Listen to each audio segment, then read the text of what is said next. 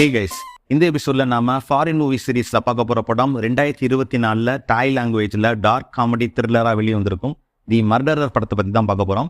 அதுக்கு முன்னாடி இந்த சேனலை சப்ஸ்கிரைப் பண்ணாதவங்க சப்ஸ்கிரைப் பண்ணுங்க. அப்பதான் நான் போடுற வீடியோ உங்களுக்கு அப்டேட்டடா வரும். வாங்க வீடியோக்குள்ள போலாம்.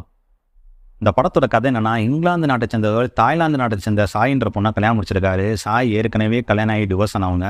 சாயோட அண்ணனும் டிவோர்ஸ் ஆனவர். இவரோட எக்ஸ் ஒய்ஃப் ஒரு அமெரிக்கனை கல்யாணம் பண்ணி செட்டில் ஆயிட்டாங்க. அதனால இவங்களோட ஒரே பொண்ணான ஜூனை இப்போதைக்கு சாயோட பேரண்ட்ஸ் தான் வளர்த்துட்டு வராங்க. சாய் தன் அண்ணனோட பொண்ணை எடுத்து வளர்க்கணும்னு ஆசைப்படுறாங்க. அதுக்காக சாய் ஹஸ்பண்ட் ஏர்லும் தாய்லாந்தில் இருக்கிற கிராமத்துக்கு வராங்க. ஆனா இவங்க வர நேரம் பார்த்து இவங்க இருக்க போற இடத்த ஒரு பெரிய புயல் தாக்க போறதா கவர்மெண்ட் அனௌன்ஸ் பண்றாங்க. ஆனா அன்னைக்கு நைட்டு புயல் தாக்கவே இல்லை. அதுக்கு பதிலாக சாயோட லைஃபை தான் ஒரு பெரிய புயல் புரட்டி போட்டுச்சுன்னு சொல்லலாம். ஏன்னா சாயோட தோட்டத்துல 7 பேர் கொடூரமா கொலை செய்யப்பட்டு கிடக்குறாங்க. இதுல சாயோட அப்பா, அத்தை, அண்ணன் உட்பட ஒரு போலீஸ் ஆபீசரும் அடக்கம். இவங்களோட சாயோட ஹஸ்பண்ட் ஏர்லும் ரத்த கலரியா கிடக்குறாரு. ஆனா உயிரோட இருக்காரு. இந்த சம்பவத்தோட மெயின் சஸ்பெக்டே இவர் தான். இந்த கொலைகளை விசாரிக்கிறதுக்காக இன்ஸ்பெக்டர் நவாட்டை கவர்மெண்ட் அப்பாயிண்ட் பண்றாங்க. இன்ஸ்பெக்டர் நவாட் கொலையாளி யாருன்னு கண்டுபிடிச்சாரா இல்லையான்றது தான் இந்த படத்தோட கதை. இந்த படம் எப்படி இருந்துச்சுன்னா, முதல்ல ஒரு 30 நிமிஷம் உங்க பொறுமையை ரொம்ப சோதிக்கும். நான் முன்னாடியே சொல்லிடுறேன், என்னடா ஒரு மாதிரியா போகுதுன்னு தோணும். ஆனா இன்வெஸ்டிகேஷன் மெல்லமா ஸ்டார்ட் ஆகி கொலையாளி யாருன்னு தேடும் போது பல ட்விஸ்ட் அண்ட் டர்ன்ஸோட கிளைமேக்ஸ்ல ஒரு பெரிய ட்விஸ்டோட கதையை முடிச்சிருப்பாங்க.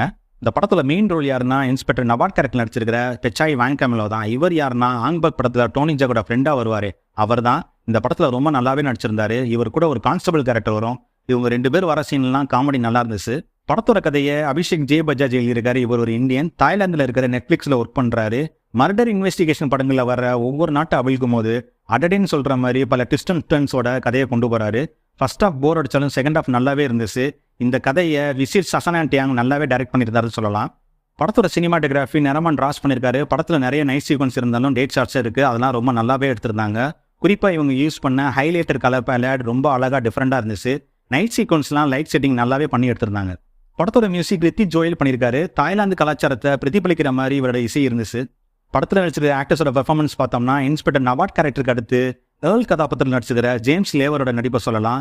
குறிப்பா இவர் போலீஸ்ட மாட்டிட்டு முழுகிற சீனா இருக்கட்டும், இல்ல சீரியல் கிளியரா வர சீனா இருக்கட்டும், மனுஷன் நடிப்புல பின்னி பெடல் எடுத்துட்டாரு.